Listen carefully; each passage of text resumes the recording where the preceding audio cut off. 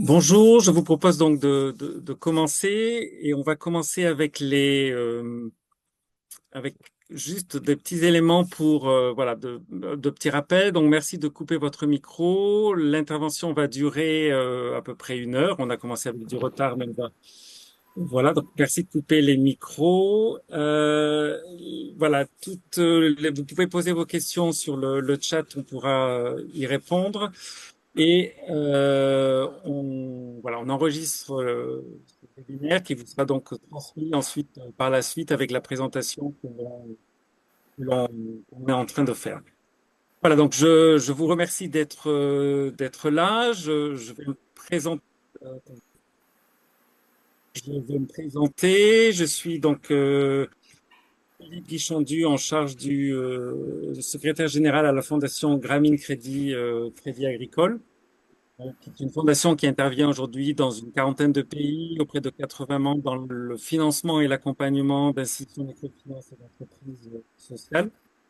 Et puis, j'aurai le plaisir d'avoir comme répondant avec nous, on a Prudent Mouzazi Mahano de PAIDEC en RDC, qui est aujourd'hui le responsable du service de contrôle interne et qui est aussi en charge de l'implémentation du système de gestion. Merci de couper vos micros. Euh, voilà.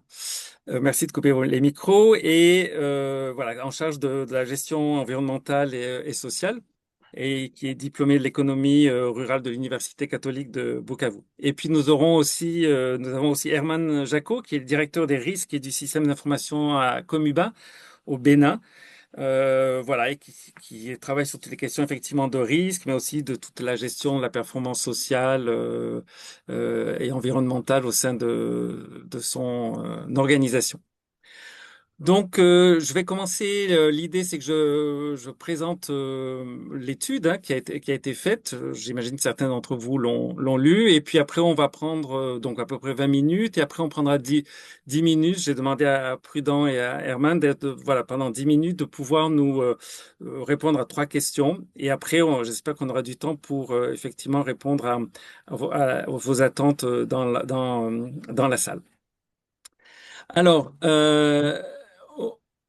on est tous 2025 et on a tous entendu parler de la baisse et l'arrêt de l'aide américaine avec l'USAID qui était le principal fournisseur d'aide au niveau international. C'était le plus gros.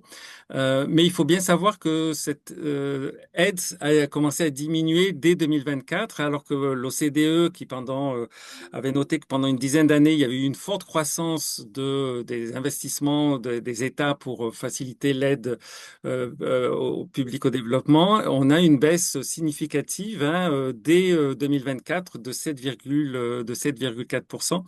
Et, et on l'a vu dans des pays comme la France, les Pays-Bas, un peu plus récemment les Nations Unies, l'Allemagne, enfin tous les pays européens sont aussi derrière cette chute de l'aide.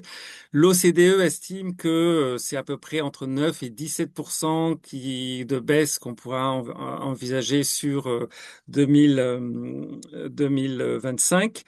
Ça peut être même plus, on entend par là, parfois plus de 20%.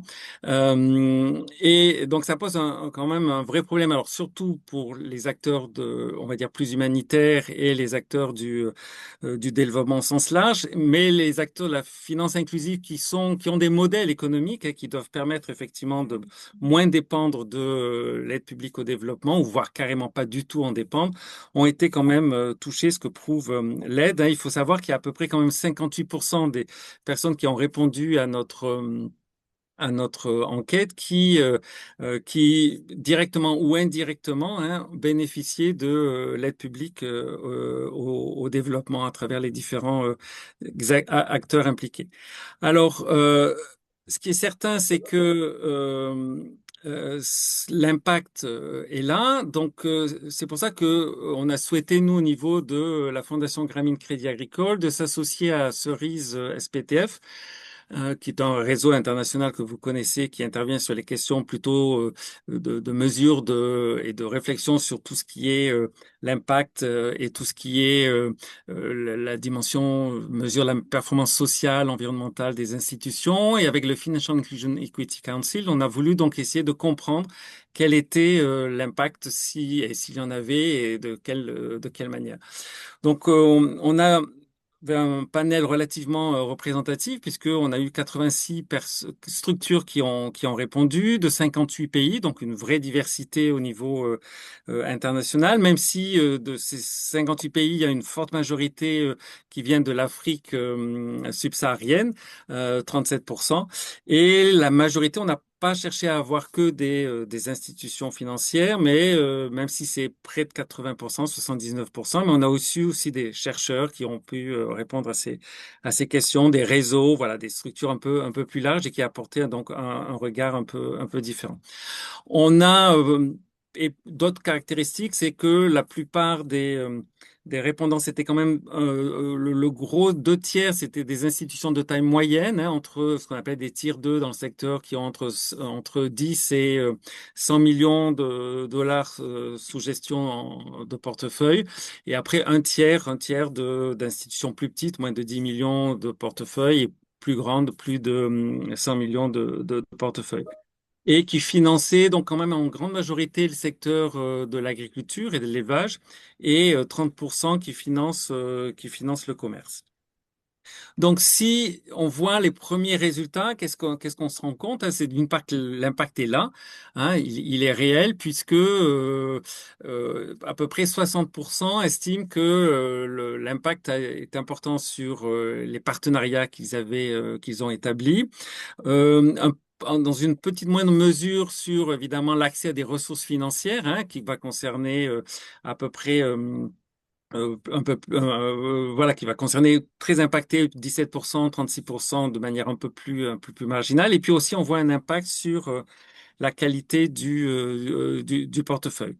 Alors, si on creuse un peu la question pour essayer de comprendre effectivement de quoi on parle hein, quand on dit qu'il y a un impact au niveau des partenariats, eh bien, c'est qu'on se rend compte que dans beaucoup de cas, hein, ces organisations, ces institutions ont pu perdre soit carrément l'intégralité de projets qu'ils avaient mis en place avec des acteurs internationaux, soit voir une diminution significative des sources de financement. Et ça a affecté principalement des projets liés à l'adaptation au changement climatique et à son atténuation, sur comment aider les populations desservies à faire face aux chocs auxquels ils vont être confrontés, sur tous les enjeux de transformation numérique, sur tout ce qui va être l'innovation, tout ce qui va être aussi le travail sur l'inclusion des femmes. En fait, concrètement, ce sont tous ces projets en parallèle qui vont chercher à innover soit dans les nouvelles technologies, soit à innover sur le type de population qu'ils vont servir, soit sur le type de programme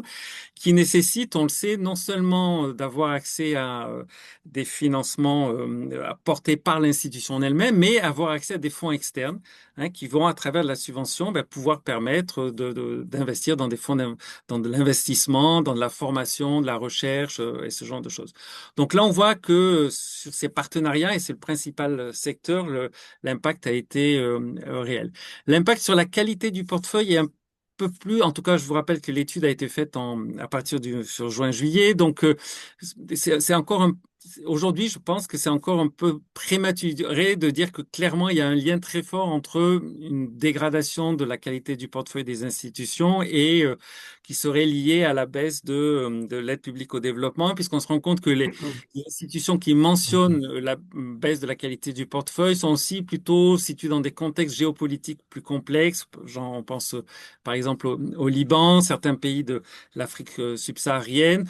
Voilà, donc ça va peut-être prendre du temps à se concrétiser, mais il est certain que effectivement, si les populations qu'on va servir ont moins accès à des services sociaux, sont dans des situations de plus grande précarité, eh bien leur capacité à rembourser va fortement impacter la qualité du portefeuille.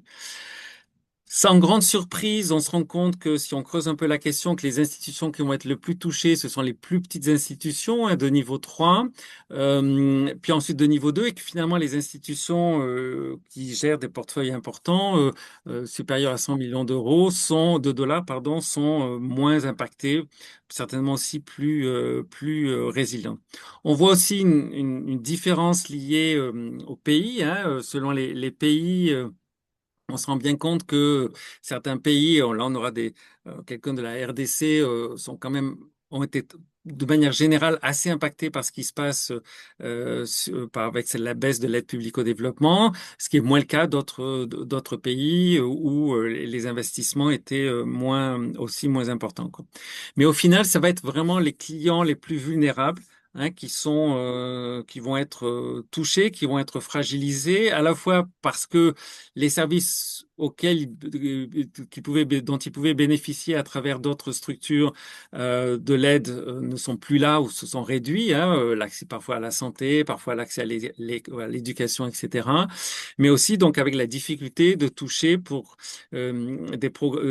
les institutions de microfinance ces populations-là de manière plus vulnérable parce qu'elles avaient besoin de financement mixte, hein. Et par exemple, dans l'étude, hein, je ne creuse pas ici la question, mais par exemple, on s'est un peu focalisé sur les programmes WASH d'accès à l'eau qui ont été très impactés par la réduction de l'aide. Et on voit, voilà, sur des actions aussi liées à la santé, hein, que les relations sont beaucoup plus compliquées et plus difficiles. Alors, si on veut avancer quand même et dans l'étude, on a laissé aussi de la place à beaucoup de témoignages, hein, écrits. Si on veut regarder les réponses, alors si on veut être un peu positif, ce qu'on peut dire, c'est que on se rend compte que 57% des personnes qui ont répondu ont plutôt une attitude de dire, bah, écoutez, le secteur a déjà fait face à plusieurs difficultés. Bon, on pense tous évidemment au Covid, mais il y a pas eu que ça. Et que donc, il y a quand même un sentiment de résilience, de se dire voilà, qu'on a cette capacité de nous adapter aux situations de crise, à trouver des solutions et de passer ces crises-là, comme on l'a vu avec le Covid. Voilà, donc c'est quand même une réponse plutôt positive. On a par contre 22% qui ne sont pas du tout d'accord avec cette affirmation-là, hein, et qui estiment que voilà, c'est des choses qui vont être difficiles à surmonter. Alors là, on est plutôt soit dans des pays, par exemple, liés en Afrique subsaharienne, soit quand on est avec des responsables de réseaux internationaux qui, en fait, eux-mêmes dépendent de plus grosses ONG internationales qui, elles-mêmes, ont été très impactées et qui fait qu'elles vont avoir, par effet de ricochet, un peu un impact sur leur propre réseau. Donc on est vraiment sur cet aspect-là. Donc plutôt une approche, on va dire, qui nous laisse penser que le secteur, voilà, va trouver de nouvelles solutions, va essayer de s'adapter, même si effectivement pour certains c'est une situation relativement complexe.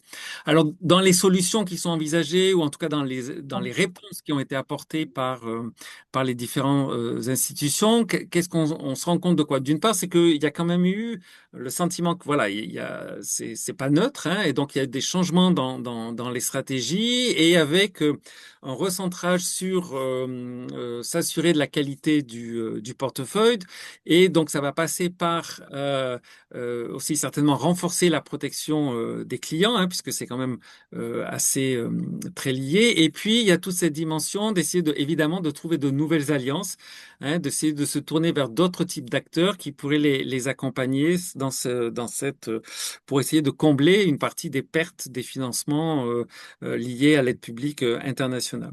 Et parmi ces nouveaux acteurs sur lesquels les institutions envisagent de se tourner, vous avez les investisseurs d'impact, hein, dans une très large majorité, on voit c'est près de 50%, qui sont perçus comme étant effectivement des acteurs qui peuvent répondre à ces enjeux-là. La difficulté ici, quand même, c'est qu'il faut savoir que les investisseurs impact dépendent dans une certaine mesure, hein, aussi de fonds publics de l'aide au développement apportés par les institutions de développement des pays respectifs, hein, les agences de financement de développement, et qui fait que eux-mêmes vont être confrontés d'une certaine mesure à aussi une baisse un peu de leurs propres sources de financement. Donc là, il y a quand même toute une situation qui est problématique entre on va se tourner vers des investisseurs impact qui eux-mêmes risquent de ne plus être ou être dans une situation avec moins de capacité de répondre à ces besoins-là. Et puis évidemment, il y a l'aspect de l'aide locale, hein, de se dire que voilà, il faut davantage renforcer les liens avec des acteurs locaux, trouver d'autres sources de financement localement. Et là, on a des réponses très variées, évidemment, en fonction des pays et des capacités dans chaque pays de trouver des fonds et de lever des fonds locaux, hein. Mais c'est effectivement une des solutions qui peut être, en tout cas, qui peut être apportée sur ces questions-là. Et en tout cas, ce qu'on voit, c'est qu'il y a quand même, en tout cas, et là je répète, on est maintenant à près de 7 mois de l'étude, hein, il y a en tout cas un changement de mentalité, d'approche, hein, pour pouvoir essayer dans ce nouveau paradigme, hein, c'est ce qu'on appelait le titre de l'étude, hein, parce que je crois on rentre dans une ère un peu nouvelle en ce qui concerne effectivement tout ce qui va être l'aide au développement au sens large et la manière dont on doit aborder ces sujets dorénavant. Donc, on a voulu terminer l'étude avec un appel à l'action qui vise à essayer de se dire ben, concrètement qu'est-ce qu'il faudrait faire ou qu'est-ce qu'on peut faire et comment avancer en tout cas par rapport à ces questions-là. Alors, l'étude, il y a d'autres éléments hein, qui seront abordés par l'étude, mais voilà, je n'ai pas voulu tout présenter non plus dans le détail. Et donc là, on se rend compte de quoi? On se rend compte que on pense que plus que jamais, évidemment, il faut renforcer les alliances locales. Il faut que les acteurs puissent réfléchir à un niveau local de manière plus significative. Le rôle, par exemple, de fonds d'investissement externes ou peut-être justement de faciliter ça, peut-être de fournir des garanties hein, pour que les acteurs locaux s'engagent dans le secteur. Voilà, donc il y a quand même une approche et une réflexion nouvelle à avoir sur cette dimension-là. Il y a effectivement à repenser ou en tout cas à démultiplier aussi tout ce qui va être les structures d'investissement et on pense ici à tout ce qu'on appelle la finance mixte, hein, en anglais la blended finance, hein, qui permet de combiner à la fois des investissements privés avec des investissements publics et qui permet justement aux investissements publics d'être démultipliés dans leur impact et leur action parce que ça permet d'attirer plus de fonds privés. Il y a déjà plusieurs mécanismes hein, de finance mixte, mais on se rend compte aussi que parfois c'est compliqué à monter, c'est complexe. Voilà, donc il y a toute une réflexion à amener, peut-être un passage d'échelle de ce type de financement. Ensuite, il y a évidemment, on pense qu'il est important de stimuler les synergies institutionnelles locales afin de mutualiser peut-être un peu plus certains services, de gagner en efficience, en efficacité sur toutes ces approches et ce questionnement. Et puis, la protection des clients reste quand même un enjeu majeur, hein. On voit bien que l'enjeu de la qualité du portefeuille est là, mais on se rend bien compte que ces populations vulnérables sont celles qui seront les plus touchées par ces baisses ces fins de programme dans des domaines aussi variés que l'accès à l'eau, la santé, l'éducation, etc. Et que donc face à cette vulnérabilité qui malheureusement dans beaucoup de cas va être renforcée, eh bien plus que jamais, les institutions doivent se poser la question de comment s'assurer de fournir des services de qualité, comment s'assurer de répondre aux attentes des clients de manière la plus pertinente possible. Et on voulait aussi insister sur la dimension de la mesure de l'impact, parce qu'il est évident que plus nous serons en capacité de mesurer l'impact de ce qui est fait par des services qui sont fournis par l'inclusion financière, et bien plus on sera aussi en capacité de démontrer la nécessité hein, d'investir dans ce type d'action, dans ce type d'acteurs. Voilà. Et parce qu'on voit bien hein, qu'on dit il y a un changement de paradigme, mais on voit bien qu'il y a quand même une remise en question générale de l'aide publique au développement, et c'est la capacité que l'on aura à prouver de la pertinence de ce qui est fait sur le terrain et de l'amélioration des conditions de vie des populations avec lesquelles on travaille, de l'amélioration de leurs revenus, hein, que l'on pourra aussi attirer de manière plus sereine ces nouveaux types d'investissements, ces nouveaux mécanismes. Voilà. Donc, j'ai essayé de faire une synthèse. Vous avez donc l'étude. On va vous retransmettre l'étude. Si vous voulez la télécharger, ça peut se faire à travers ce QR code, hein, vous aurez plus d'informations, plus de détails sur ce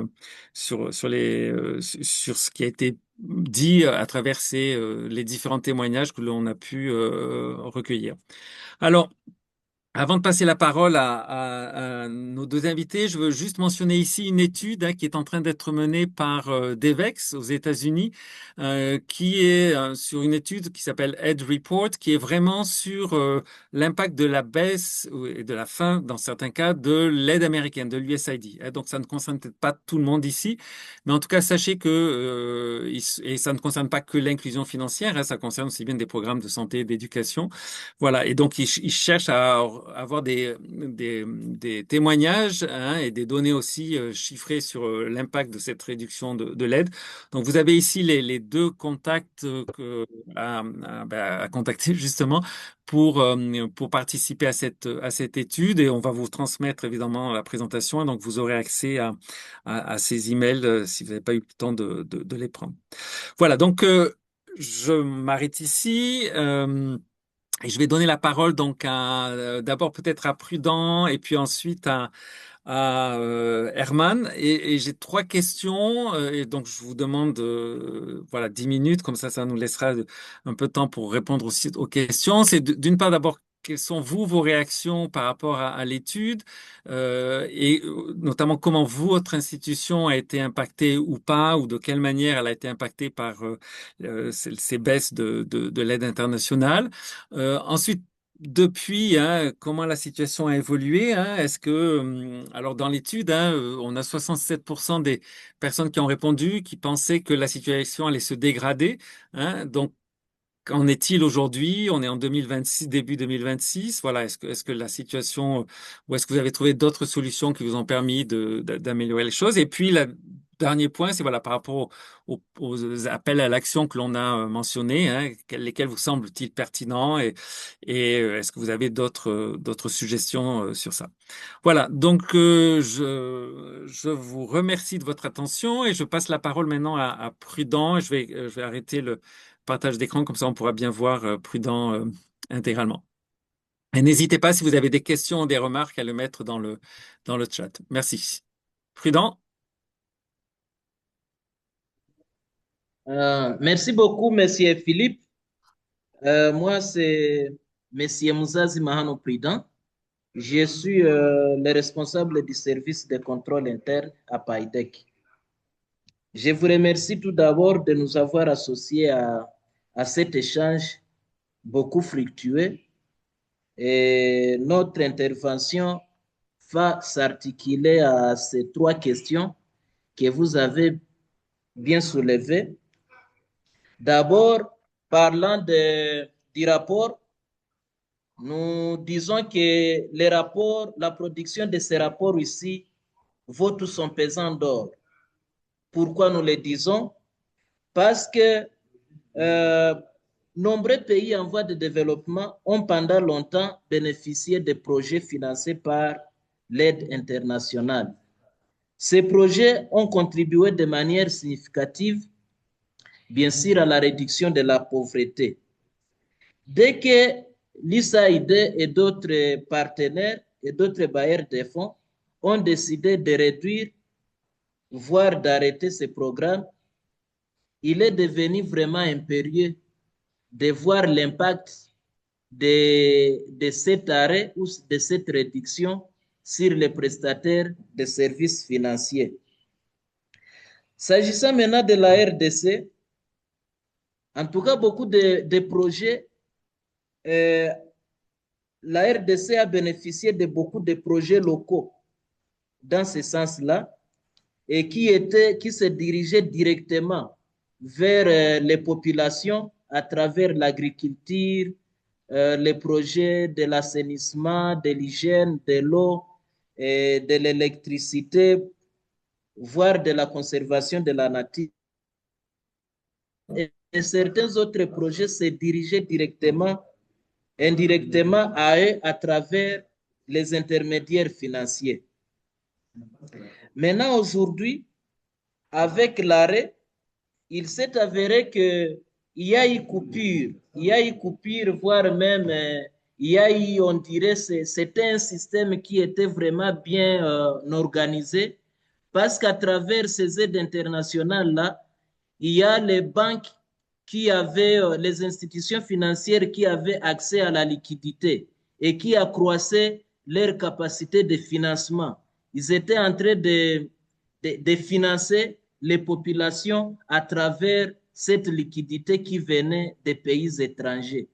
Et de l'autre part, il y a des ménages ou disons des populations qui, à travers ces différents projets financés par l'aide internationale, qui accroissaient leurs revenus et du coup, ça accroissait aussi leur capacité de pouvoir honorer à leurs engagements financiers, donc de payer leurs dettes qu'ils ont contractées auprès des banques. Et maintenant, après que le système se soit fragilisé, on voit d'une part les banques ont manqué de liquidité, d'autre part les clients ont manqué de quoi payer et c'est ce qui a impacté beaucoup plus les portefeuilles de crédits dans tous les secteurs financiers. Parlant maintenant de comment la situation a évolué ici chez nous, au fait, je dirais que nous avons évolué dans un contexte purement inédit. Parce que, à part le fait que les, les, les bailleurs de fonds ont réduit, voire arrêté leur intervention dans les pays en voie de développement, nous avons connu un autre choc qui a été de l'instabilité politique. Nous qui sommes basés à l'est de la RDC, depuis l'année 2025, nous avons connu une guerre qui a conduit à ce que les banques soient fermées. Et que dès qu'on sentait que les dangers s'approchaient, toutes les institutions financières transféraient leurs fonds vers les banques qu'ils supposaient être beaucoup plus sécurisées par crainte de cambriolage. Et que donc, les institutions financières ont transféré toutes les épargnes des clients vers les banques. Même les COPEC ont fait la même chose. Malheureusement, ces banques-là ont fermé et n'ont jamais réouvert jusqu'aujourd'hui. Et que donc, cette situation-là a fait en sorte que les clients n'ont plus comment subvenir même à leurs besoins les plus primaires qui puissent exister à cause de la fermeture des banques et jusqu'aujourd'hui. De l'autre côté, les peu d'investisseurs étrangers ou disons de partenaires financiers étrangers qui restaient, ils ne pouvaient plus collaborer avec les banques ou les institutions financières qui sont dans la région sous occupation. Il n'y avait pas comment interagir avec eux parce que les banques étaient fermées. Parce que même pour que les fonds puissent nous parvenir, ça doit passer par la banque. Malheureusement, la banque était fermée. Cela a contribué encore à une précarité exagérée des liquidités, ce qui a continué à plonger et les institutions financières et leurs clients dans un chaos total. Et jusqu'à aujourd'hui. Donc pour nous, la situation a évolué de mal en pire. Mais on s'est dit que quand même il y a eu une certaine résilience parce que jusqu'à aujourd'hui, on continue à tenir les coups.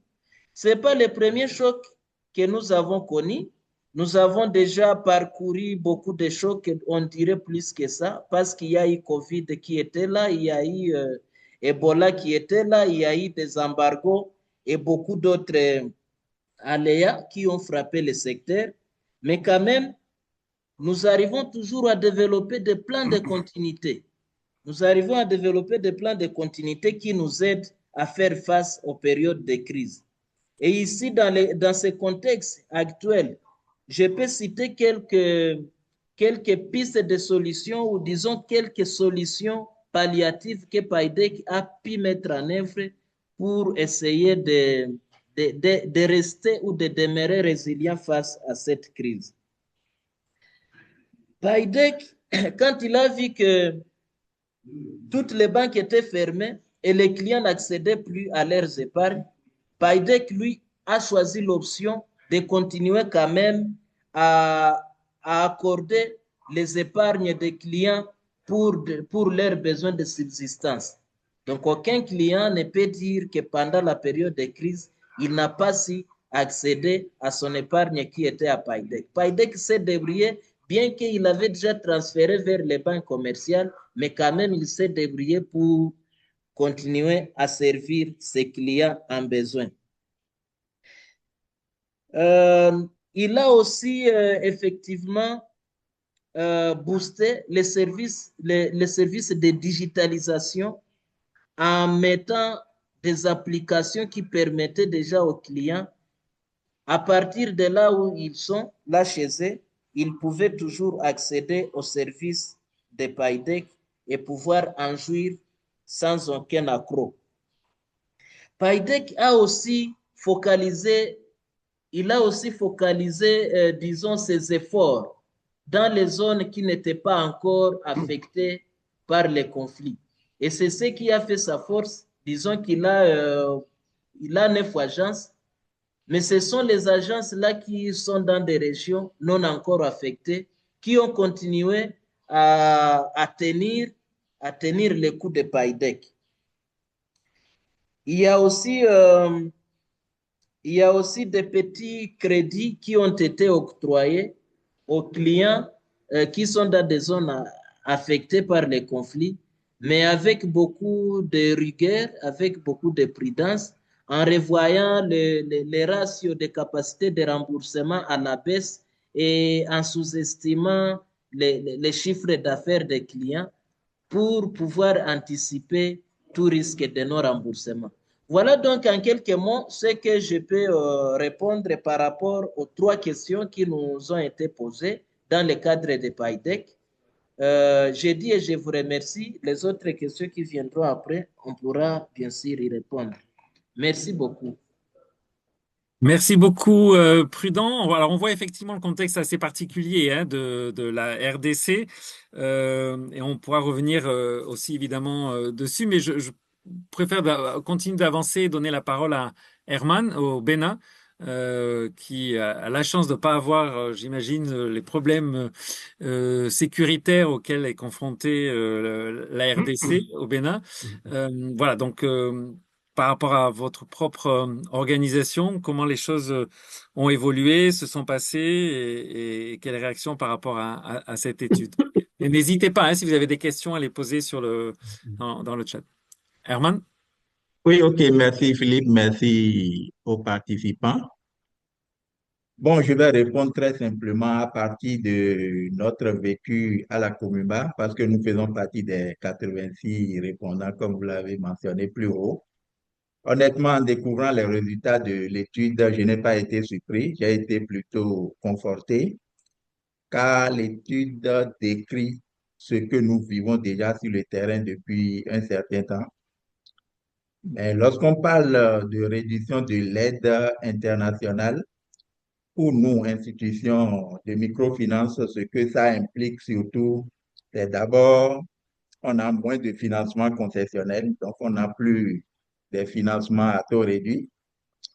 Nous n'avons plus assez de projets d'assistance technique, si on sait déjà ce que l'assistance technique permet de faire au niveau des institutions comme la Commuba.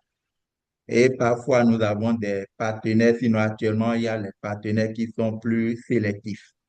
Donc, il y a moins de partenariats. Ce que j'ai également noté au niveau de l'étude, c'est que l'étude a montré qu'en fait, la réduction de l'aide internationale n'a pas un impact direct sur le portefeuille. Mais l'impact, ça commence d'abord par le partenariat, ça commence par les baisses des financements, mais le partenariat et les baisses de financement, à terme, ça va agir sur la vulnérabilité de nos clients.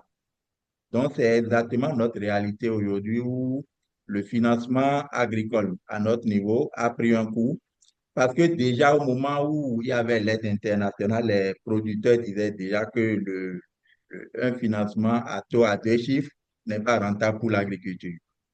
Donc maintenant qu'il n'y a pas l'aide internationale, ce serait encore plus compliqué. Mais dans le même temps, c'est important de le souligner, l'étude n'a pas présenté un tableau pessimiste. Ça a présenté un tableau optimiste où on sait qu'on a des portes de sortie. L'étude a montré que les institutions de microfinance, nous sommes sous pression, mais qu'on est resté résilient parce qu'on a traversé assez de crises et on continue d'en traverser. D'ailleurs, on ne peut pas citer toutes les crises ici. Et pour finir avec cette première question, je dirais que, en résumé, hein, que l'étude, ça décrit fidèlement ce que nous vivons, mais avec beaucoup de nuances. Bon, par rapport à la deuxième question, comment la situation a évolué depuis 6 mois? Bon, je dirais que la situation a évolué dans le sens de l'étude, hein. D'abord, sur le plan global, disons que la tendance est confirmée. La réduction de l'aide s'est poursuivie. Les bailleurs de fonds sont devenus encore plus prudents et plus exigeants que par le passé. Les financements aujourd'hui sont orientés plus vers les institutions jugées solides, les institutions qui sont bien gouvernées et capables de démontrer leur impact au niveau des clients. Ouais. Mais à ça, s'est ajouté au niveau des institutions qui sont dans la zone UEMOA, une question primordiale qui est la transformation institutionnelle. C'est-à-dire aujourd'hui, il y a une nouvelle loi qui exige des institutions qu'elles se transforment en fait. Et ça, pour faire une transformation institutionnelle, il faut forcément des consultants pointus, des consultants compétents. Et ça appelle en fait à des financements, à des aides, à des appuis techniques. Et c'est en ce moment que l'aide internationale est devenue un peu rare. Donc, concrètement, cela a mené beaucoup d'institutions, en fait, à s'adapter. Donc, nous avons accéléré notre capacité d'adaptation, où aujourd'hui, on a amélioré plutôt la gestion des risques et la gestion de la qualité de nos portefeuilles. Parce que si aujourd'hui, l'aide financière est devenue rare, si on devait également avoir des pertes au niveau de notre portefeuille, ce seraient deux choses qui ne peuvent pas être conciliées. Nous avons également revu, depuis l'étude, hein, on a également revu beaucoup de nos pratiques en interne. Je donne un exemple ainsi. Aujourd'hui, avant, nous on formait en matière d'éducation, en éducation financière. On allait jusqu'à 20 000, 30 000 formations et 30 000 clients formés par an. Et ça, c'était avec les appuis des partenaires et autres. Aujourd'hui, je pense que le budget 2026, on a prévu que 15 000. Donc, on est en train de s'adapter progressivement. Et je vais également noter qu'on essaie tant bien que faire se peut être moins dépendant de l'aide internationale. Et c'est là où nous développons plus les partenariats locaux, où il y a eu la mutualisation des coûts. Donc, à quoi bon d'aller prendre seul un expert comptable pour certifier? C'est comme si vous pouvez vous regrouper entre institutions de microfinance et avoir un expert comptable pour faire le même job. Donc, il y a ces activités que nous menons. Également, aujourd'hui, nous faisons attention à la viabilité économique. Faut pas parce qu'il y a un besoin dans un village, aller installer une agence qui n'est pas viable. Donc aujourd'hui, on fait attention à ces genres de choses. Mais fort heureusement, au Bénin, nous, on a eu la chance d'avoir quelques structures puisque l'État est intervenu, pas pour compenser la baisse de l'aide internationale, mais pour jouer en quelque sorte sa partition où nous avons au Bénin quelques structures de l'État qui nous appuient en matière de financement et d'appui technique. Je peux citer, si vous le permettez bien, le Fonds national du développement agricole, qui met des financements à disposition des institutions de microfinance à des taux réduits, à des taux vraiment bonifiés. Nous avons également le Fonds national de la microfinance. Donc, ces structures nous permettent aujourd'hui de faire ce qu'on faisait par le passé, même si ce n'est pas dans le même ordre d'idées. Aujourd'hui, on parle de baisse de l'aide internationale, mais il y a d'autres qui sont restés sur place quand même. Il y a d'autres qui sont restés. Je peux citer par exemple l'USDEV. L'USDEV qui est aujourd'hui au Bénin, qui assiste beaucoup d'institutions de microfinance en matière de renforcement institutionnel, en matière d'amélioration des pratiques, professionnalisation et autres. Donc, tout n'est pas à jeter, mais il y a beaucoup de choses qui sont encore sur place. Et au Bénin, on a senti, c'est vrai, la baisse de l'aide internationale, mais il y a beaucoup de mécanismes que nous avons mis en place pour juguler en quelque sorte la crise. Donc, si l'aide internationale est rare, aujourd'hui, nous voyons que les institutions qui se sont engagées, qui se sont, disons, adaptées, ne vont plus résister, mais celles qui tardent à s'adapter seront un peu exposées.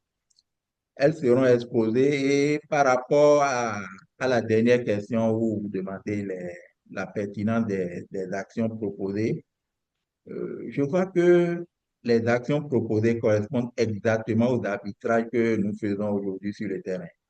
Le premier que je vais citer, c'est sur les alliances locales et stratégiques qui me paraît fondamental. Dans le même contexte de la baisse, on ne peut plus avancer seul. On ne peut plus avancer seul, c'est qu'on doit se regrouper pour travailler. Et les synergies locales deviennent très nécessaires. Et c'est pas en fait une option, quoi. Les synergies locales sont nécessaires pour qu'on puisse évoluer ensemble. Le deuxième point, c'est la protection des clients. La protection des clients est une action primordiale parce que en protégeant les clients, nous nous rendons compte en fait que c'est pour la stabilité de notre portefeuille et notre portefeuille qui est notre actif le plus important. Je vais également insister sur la mesure d'impact. Parce qu'aujourd'hui, si une IMF ne sait pas démontrer son impact, elle aura de plus en plus de mal à mobiliser les financements, notamment auprès des investisseurs impact, comme vous l'avez souligné plus haut. Donc, les trois actions que je viens d'énumérer sont des actions primordiales. Si je devais faire une suggestion complémentaire, ce serait peut-être encore mettre l'accent sur le renforcement institutionnel des institutions elles-mêmes à travers une bonne gouvernance, un système informatique performant, la gestion des risques que j'avais déjà cité plus haut et la gestion des ressources humaines. Je pense que c'est ce que j'ai à dire pour les trois questions que vous avez posées. Merci beaucoup. Merci beaucoup, Herman, de cet éclairage et de voir bien effectivement euh, aussi à quel point les solutions vont rester locales et l'enjeu, hein, l'enjeu de renforcer ces relations-là. Et c'était intéressant de mentionner LuxDev parce qu'effectivement, il faut savoir que si la plupart des pays ont baissé leur aide, hein, le Luxembourg fait partie des rares pays qui d'abord, avait déjà une contribution de 1%, donc largement au-dessus des objectifs fixé par les Nations Unies de 1% hein, de contribution à l'aide publique au développement et qu'ils ont décidé de la maintenir. Hein. Donc, c'est effectivement, ça fait partie de ces rares pays qui ont maintenu leur niveau d'aide au niveau international. Et je pense aussi que, par exemple, en RDC, parce que vous avez fait référence à des fonds qui existent au Bénin, mais je pense que chez PAIDEC, vous avez aussi pas mal travaillé avec le fonds FPM hein, qui intervient et qui appuie des institutions localement. Et donc là, je pense qu'il y a aussi vraiment à restructurer peut-être ou à repenser un peu cette aide. Alors, on a une question qui est de dire, de la part de Charles, et bonjour Charles, quel impact sur la stratégie de mobilisation de fonds des IMF en termes d'épargne, de refinancement local via des mécanismes de garantie. Est-ce que Prudent ou Herman, vous voulez répondre ou est-ce qu'il y a peut-être d'autres personnes aussi hein, qui participent ici, qui souhaitent peut-être apporter leur propre contribution? Hein, donc, la question, c'est quel impact sur la stratégie de mobilisation des fonds? Est-ce que ça a changé? Est-ce que vous avez essayé justement peut-être de renforcer votre collecte de l'épargne? Est-ce que vous avez essayé d'obtenir des garanties euh, supplémentaires pour pouvoir accéder à ces fonds locaux? Est-ce que vous êtes retourné vers vos anciens partenaires pour leur dire, ben, nous, on aimerait bien peut-être avoir un autre outil que serait la garantie, hein, parce qu'on pense que ça peut être un élément. Je sais pas, Herman, est-ce que là-dessus, sur ce point-là, il y a des remarques, des questions, Oui, des bon, réponses plutôt? ce que je peux dire à propos de ça, c'est que la baisse de l'aide internationale, la réduction de l'aide internationale, l'impact que ça a eu, bon, ça a permis, sinon ça nous a amené à nous orienter plus vers les fonds locaux. Je donne un exemple simple. Pour un financement où il faut une couverture de taux de change, où entre-temps, c'est un bailleur international qui prenait la couverture du taux de change qui faisait environ 1,25%. Donc, si on ajoutait les 1,25% à notre au taux du financement que nous voulons obtenir, c'était cher. Donc, le bailleur prenait cette couverture de change en charge et ça nous réduisait le taux du crédit. Voilà que cette couverture de change n'existe plus, ça veut dire que le financement que nous voulons obtenir sera plus cher. Donc, nous sommes obligés de nous réorienter vers les locaux. Et nous avons également intensifié l'épargne, la collecte de l'épargne endogène. Donc, on a développé des stratégies de collecte au niveau de l'institution ou la collecte mobile. On a un peu mis l'accent sur la collecte mobile et autres. Donc, c'est ce que je peux dire par rapport à ça. Merci. Prudent? J'avais un ajout aussi par rapport à la question. Effectivement, il y a eu l'impact. Il y a eu l'impact sur la stratégie de mobilisation des fonds des IMF parce que si on voit bien les ressources des IMF, ce sont, disons, les épargnes des clients et d'autres fonds qui viennent, c'est pas moi, par les fonds de promotion du secteur, comme vous l'avez évoqué pour le cas qui est les nôtres, il y a FPM qui intervient et les autres, disons, partenaires étrangers. Mais là, quand il y a eu réduction, il y a eu un impact direct qui était une conséquence logique de cette réduction-là parce que les épargnants n'ont plus eu à épargner parce qu'ils ont manqué des projets financés par les aides internationales qui ont arrêté et qui ont eu un impact sur la réduction de leurs pouvoirs, disons de leurs avoirs ou de leurs revenus. Et que donc ils ne pouvaient plus épargner plus qu'ils n'en ont. Et du côté des institutions financières aussi, il y a eu cette partie-là des liquidités qui venait d'ailleurs, qui n'a plus eu lieu, et que donc l'impact s'est fait ressentir sur la collecte, sur la mobilisation des fonds. Et c'est ce que nous sommes en train de vivre aujourd'hui. Merci. Oui, merci. À t'écouter, en fait, moi, ça fait penser, nous, par exemple, au niveau de la Fondation Grameen Crédit Agricole, hein, on appuie un programme d'inclusion financière des populations réfugiées en Ouganda. Et c'est vrai que les populations réfugiées recevaient aussi beaucoup d'aide de la part du PAM, hein, sous forme d'apport alimentaire, par exemple. Et alors ça avait commencé dès 2022-2023, où il y avait une baisse régulière de cet apport, puis après une sélection, et là vraiment une très très forte réduction. Et ça a eu beaucoup d'impact sur les clients des institutions avec qui on travaille, dans la mesure où effectivement cette aide-là était souvent aussi utilisée par les familles elles-mêmes, mais aussi elles étaient utilisées pour faire du commerce, du business là où les réfugiés étaient. Et avec cette baisse-là, le business était moins existant. Et du coup, on a vu, hein, en tout cas, une augmentation du portefeuille à risque, hein, de ces institutions, en partie liée à ce type-là, quoi. Donc, on voit bien les liens qu'il peut y avoir indirectement, on va dire, entre le fait que les populations qui vont être desservies par les acteurs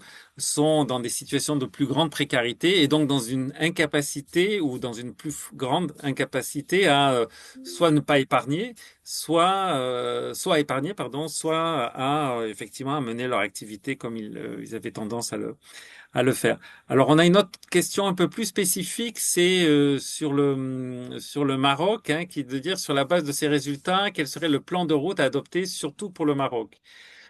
Euh, alors, je ne sais pas, moi, j'ai pas la réponse directe. À la Fondation, on n'intervient plus au Maroc. Je dirais qu'au Maroc, vous avez des fonds locaux, à mon avis, hein, qui sont encore.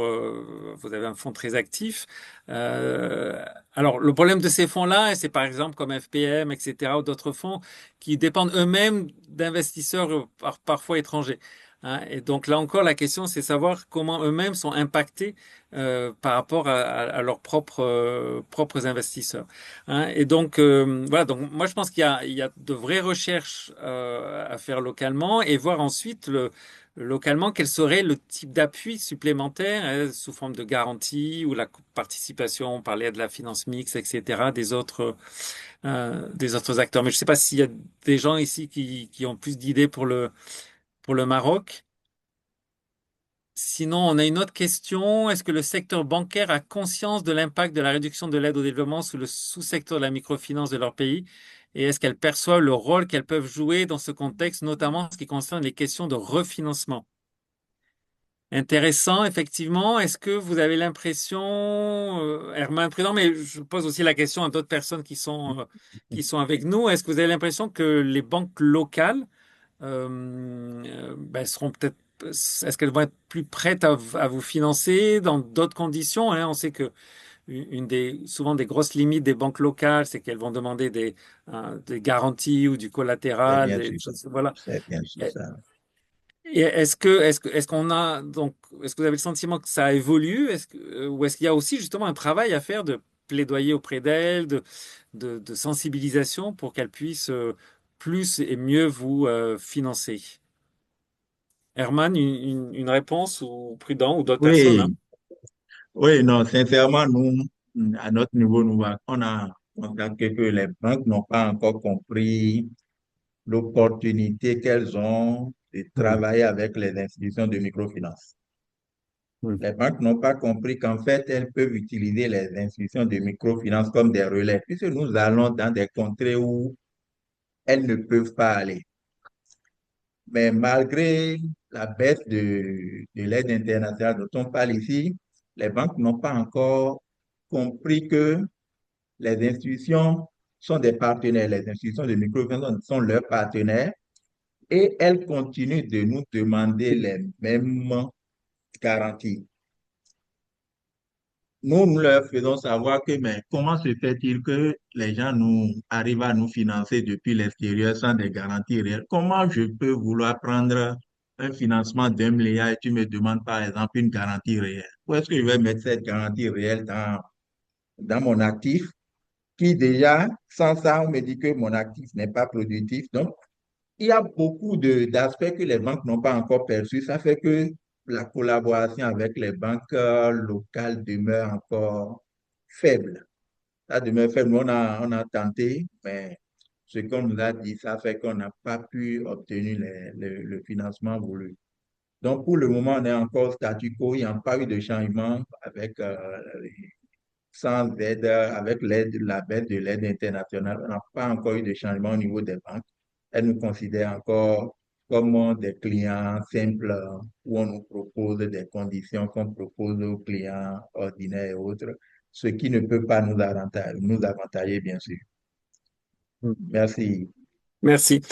Là, ce qu'on pourrait dire, c'est qu'il y a peut-être le rôle de l'État hein, qui peut jouer, parce qu'on voit dans des pays, moi je pense particulièrement par exemple à l'Inde ou à l'Égypte, hein, où l'État a décrété qu'il y avait des secteurs prioritaires dans lesquels les banques devaient investir, et souvent, donc c'est souvent l'agriculture, les PME, mais aussi la finance inclusive, la microfinance. Et si elles investissent pas un certain pourcentage de leur investissement dans ces secteurs-là, elles doivent payer des amendes. Alors, ce qu'on voit, c'est que certaines banques vont faire le choix de payer des amendes parce qu'elles estiment que c'est trop risqué, qu'elles connaissent pas bien ces secteurs, etc. Mais on a vu des pays, enfin l'Inde, et par exemple, et plus récemment l'Égypte, là, qui c'est avec cette réglementation qui fait que effectivement les banques locales dans ces pays-là investissent et financent beaucoup le secteur de la finance inclusive. Ah bon, faut rentrer dans le détail parce que ça a aussi certains impacts à revoir. Mais en tout cas, voilà, en tout cas, effectivement, je pense que peut-être là aussi, hein, sur ces questions-là, l'État a peut-être un rôle à jouer sur, voilà, par qui et comment le secteur peut arriver à se financer localement. Est-ce qu'il y a d'autres questions, d'autres remarques? Euh, on est dans le timing, on a commencé avec du retard, donc s'il n'y a pas... Non, vous pouvez, si vous n'allez pas écrire, vous pouvez prendre la parole. Sinon,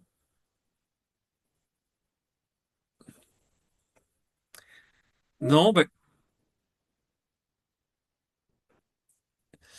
écoutez, je pense qu'on va donc s'arrêter. Donc nous, on a encore deux autres ateliers, hein, un webinaire en espagnol tout à l'heure et puis un demain en anglais. On fera certainement après un peu une synthèse, un peu des discussions qui a pu y avoir, qu'on partagera. On va partager avec vous donc l'enregistrement, l'étude et la petite présentation PowerPoint qui a été faite. Et l'idée, c'est peut-être après de poursuivre la réflexion avec effectivement peut-être des webinaires qui soient plus axés sur des points particuliers, la protection des clients, comment est-ce qu'effectivement approcher peut-être les acteurs locaux, enfin voilà, voir comment est-ce qu'on peut continuer d'avancer. Puis on reste toujours de toute façon à l'écoute hein, voilà, de l'évolution hein, du secteur et des outils qui peuvent être mis en place par rapport, par rapport à tout ça. Donc, je tiens à remercier tout le monde, donc plus précisément évidemment Prudent et Herman pour leur contribution. Beaucoup de courage dans les contextes difficiles dans lesquels vous pouvez évoluer, évidemment. Et puis, n'hésitez pas à nous contacter hein, si vous avez besoin d'avoir plus d'informations ou si vous voulez.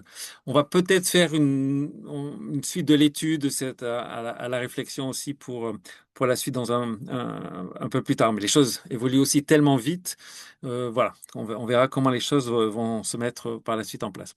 En tout cas, je vous remercie à tous et puis ben, je vous souhaite une excellente continuation et une excellente journée. Merci, à bientôt. Merci, merci Merci. beaucoup, Merci, Monsieur à Philippe. bientôt.